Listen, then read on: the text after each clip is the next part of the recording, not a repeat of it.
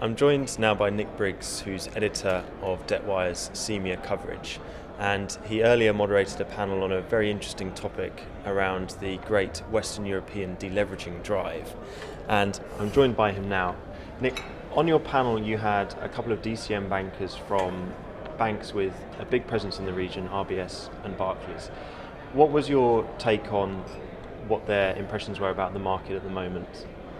Well, I mean, that there's been a deleveraging drive is obviously undeniable. What was interesting was that it's not really given rise to a liquidity gap yet, because a lot of borrowers refinanced or pre-financed in the second half of 2011, and that's obviously reduced their need for fresh funding this year, so they're waiting it out.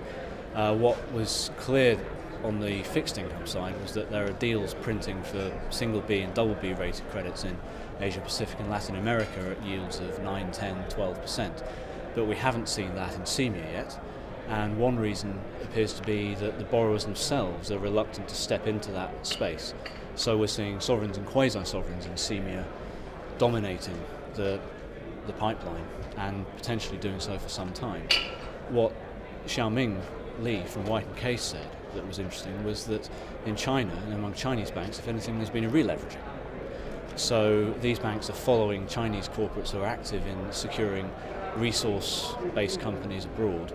They're following those into overseas markets and lending in some considerable volume. So you don't have that deleveraging there, but you do have obviously the absence of Western European banks, and some Chinese corporates are feeling those effects to some extent.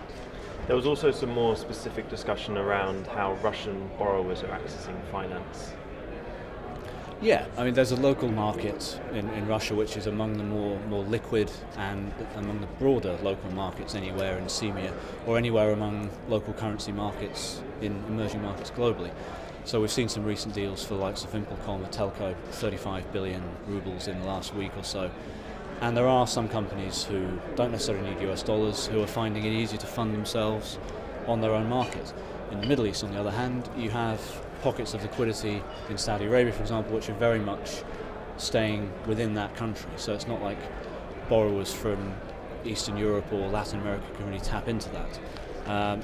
Hassan Mustafa was sceptical about the prospects for Islamic finance and borrowers tapping into a Sharia-compliant funding base in the region.